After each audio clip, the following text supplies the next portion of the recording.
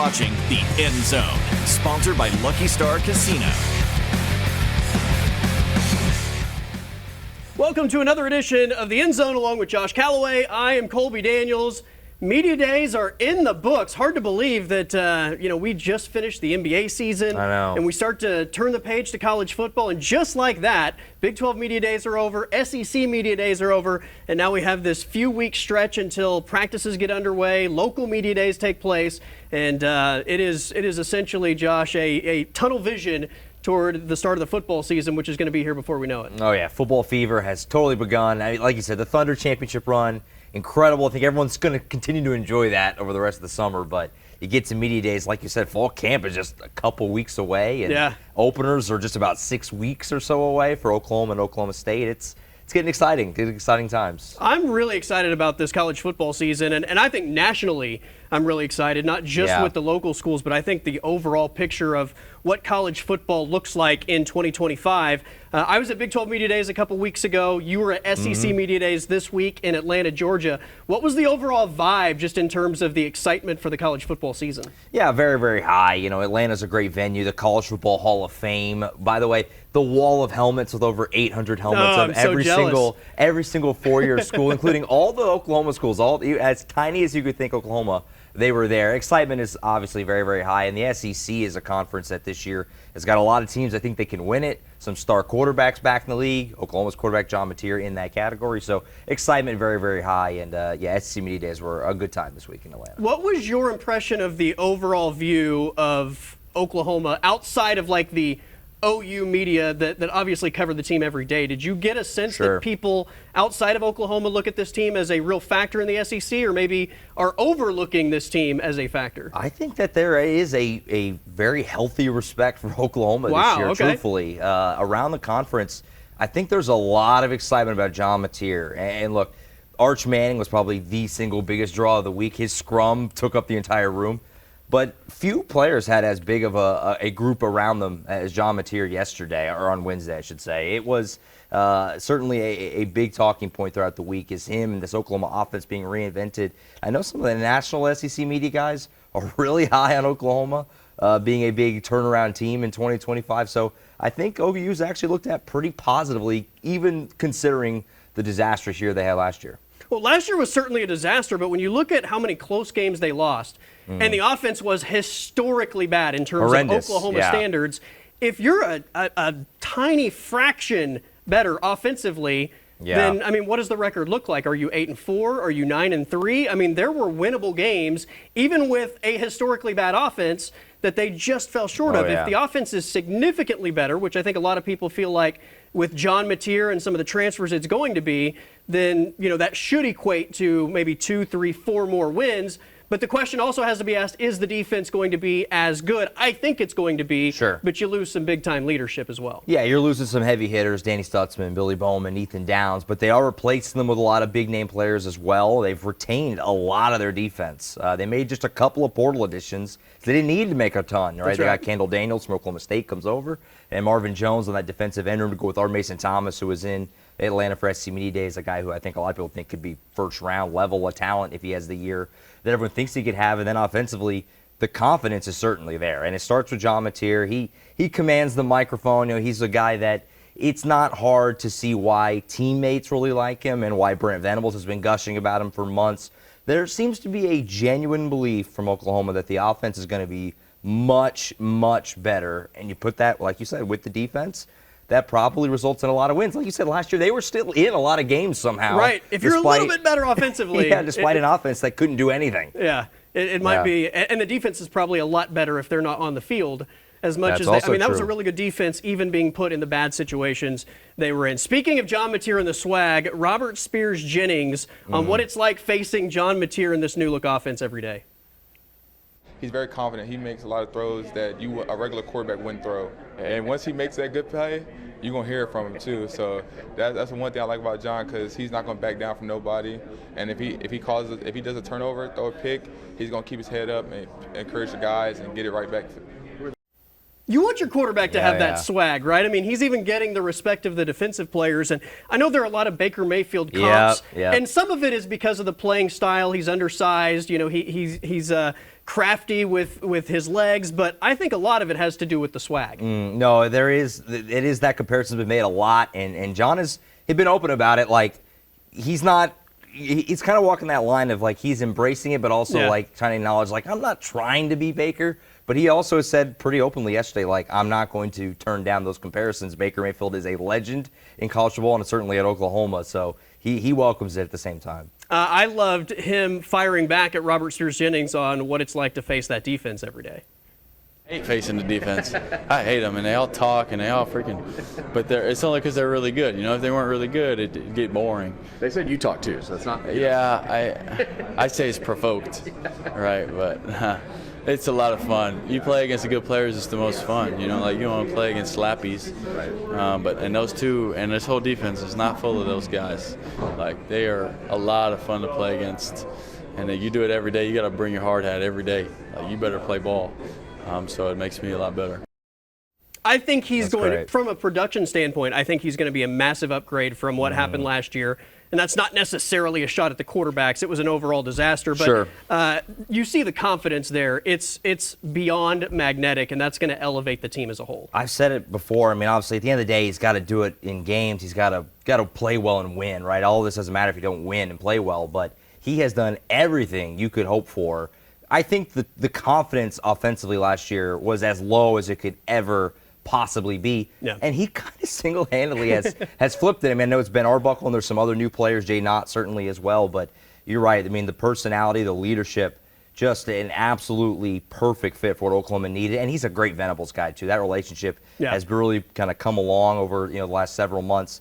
He's just been a perfect fit for it. Again, you got to do it, actually play well, but so far, A+ for John Mateer as far as just the culture, personality, all that stuff. Before we take a break, I got to get one more soundbite from John Mateer in, and this was your video actually from the breakout session. It gave me a good chuckle, John Mateer. It's been great. He loves football, and he loves it. He's always in the building, talking defense, talking about what I need to do better, which is great. That's what I need. And he loves. We were on the plane ride over. He's talking about football. It's like, dang, dude.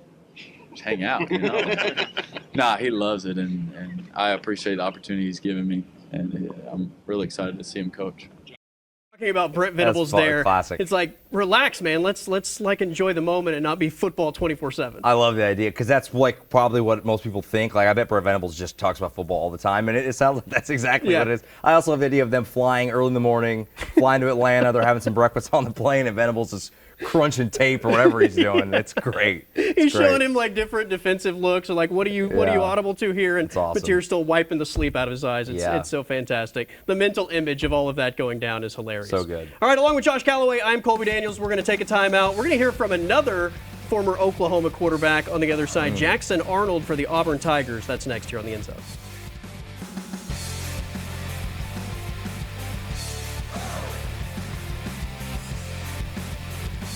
Welcome back to the End Zone, along with Josh Callaway. I'm Colby Daniels. We're still talking SEC Media Days. I know locally the focus was on Wednesday afternoon as Brent Venables took the podium, and John Mateer, R. Mason Thomas, Robert Spears-Jennings were all made available. I thought there were some big storylines, though, throughout the week, and one of those was on Tuesday, and you had the opportunity to talk to former Oklahoma quarterback Jackson Arnold. The quarterback position was a popular topic of conversation last year with the offensive struggles. He goes to Auburn, and he's going to be starting for the Auburn Tigers, which, by the way, is Oklahoma's Week 4 opponent in Norman, SEC opener. which is going to be just an absolute spectacle. Yeah, it's going to be insane. And we talked about it last week. Like, Jackson knew going in he's going to get a lot of OU questions, and he did.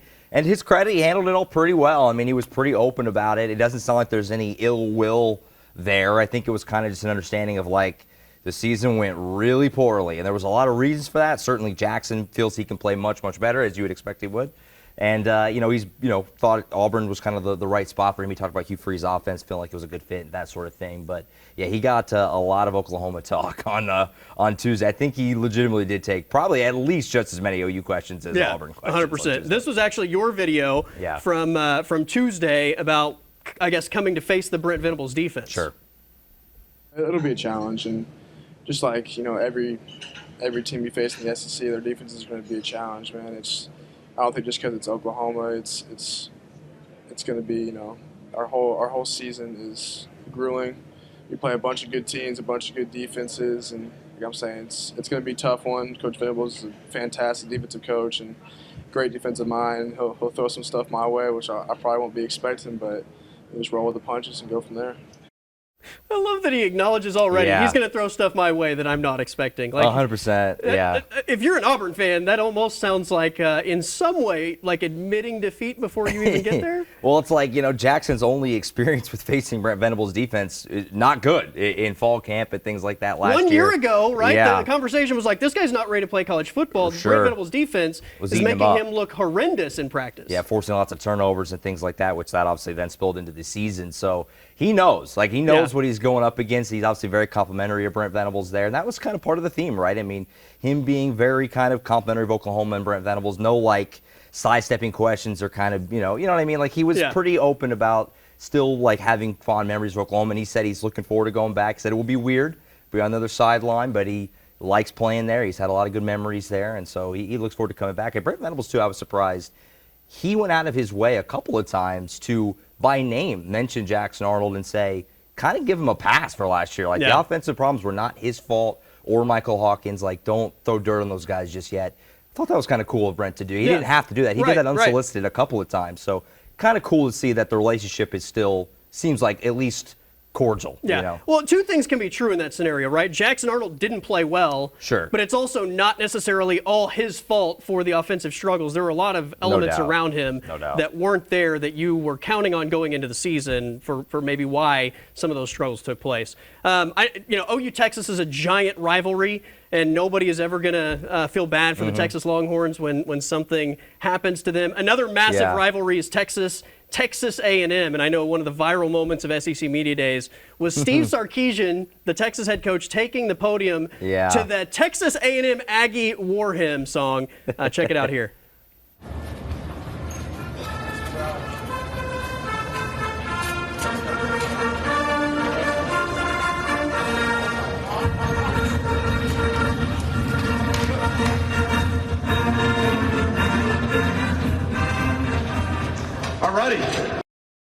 Do you think he even recognized that that's what was playing, or do you think he was just locked in on what he's doing? I give him credit if he did, because it didn't faze him at all. At all, I guess his only relationship with that song, I mean, they went to College Station and won this year, so maybe he's not really fazed by it. But yeah, that's that is a major mix-up. I mean, imagine, Mike Gundy coming to Big 12 Media Days with Boomer Sooner playing or something. Unbelievable. Or Texas Fight playing as Brent Venables walks out, right? That would be the same thing, and I would imagine there would be some type of reaction. So some people are predicting that maybe he had no idea what song was actually playing. I don't know. It was a funny moment, though, and the Twitter reaction was fantastic. They got it right when he left, at least. Yes, when he walked off, they got it like, all right, they didn't go for two. That is Josh Callaway. I'm Colby Daniels, moving the chains. Coming up next here on The End Zone.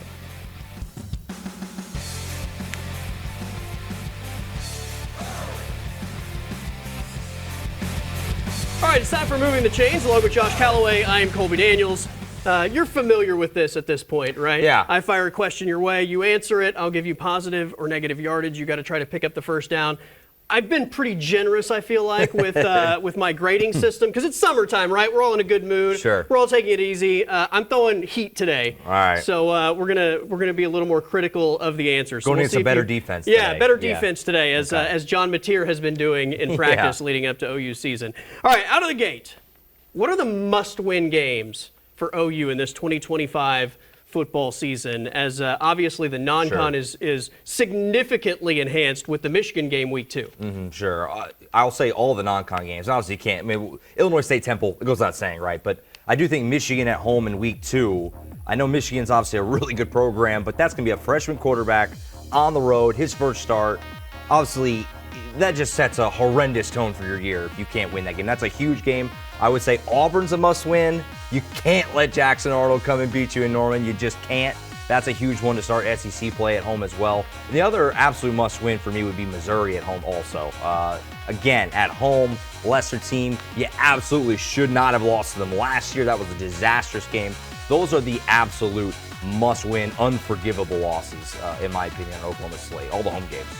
There are a few others that I think are borderline, and maybe you have to get one or two of these, but I don't think South Carolina is going to be nearly as good this year as they were last year. That defense took a massive hit to the NFL draft. Yeah. Clearly, the quarterback position is Sellers is going to take a giant step forward, but he wasn't asked to do as much last year because of the way they were built. Sure. He's going to be asked to do a lot more this year, so I'm kind of curious. I'm not as high on South Carolina as a lot of other people are.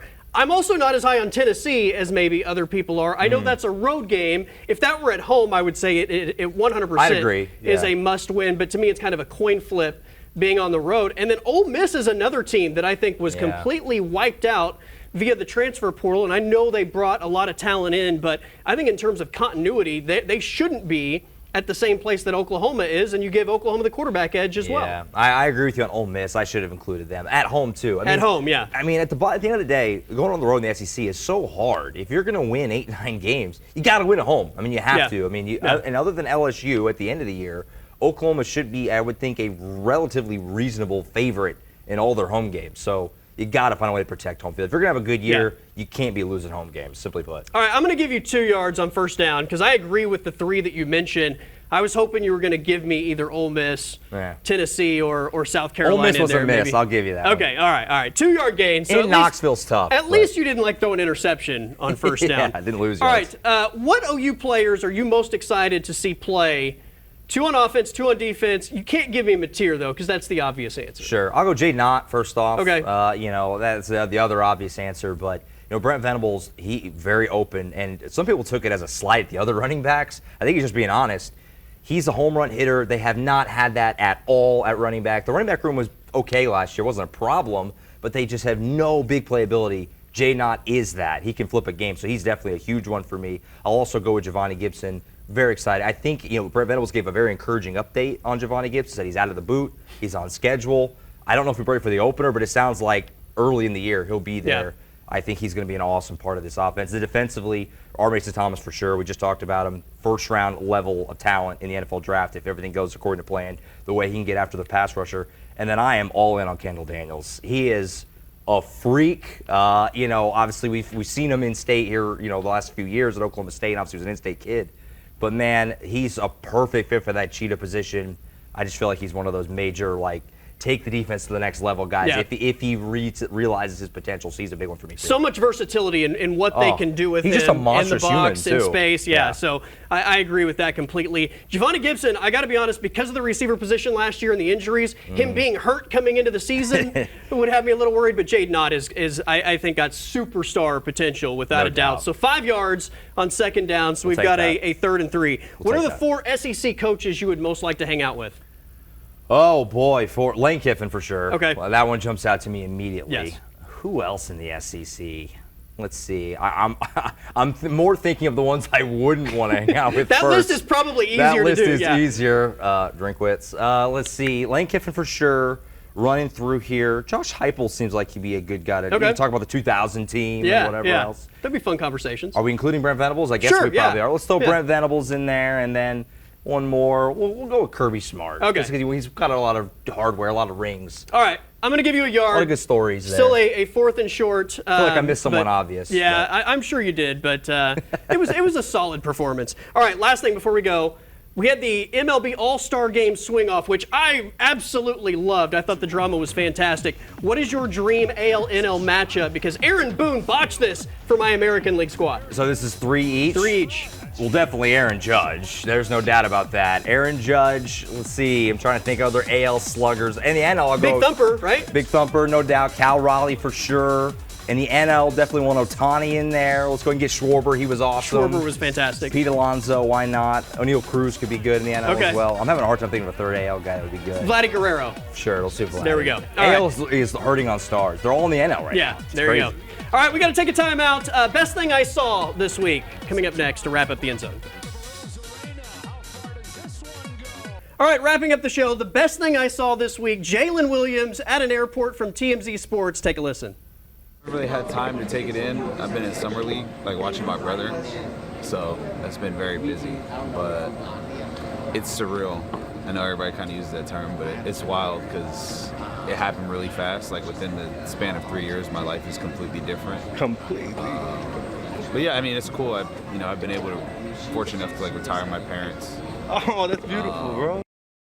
New contract. Awesome. He's taking it in. His life has completely changed, and he's going to retire his parents, who have worked hard all his life to put him and his brother now in the NBA. Yeah, really cool. That's the dream. That's awesome right there. And like he said, in 3 years from when they drafted him, everyone was kind of like, who is this guy, to where he is now? It's crazy. NBA superstar, and the wild summer of the Thunder continues. The world champions and Jalen Williams getting that new deal. All right, we've got more football talk next week along with Josh Callaway. I am Colby Daniels. This has been another edition of The End Zone.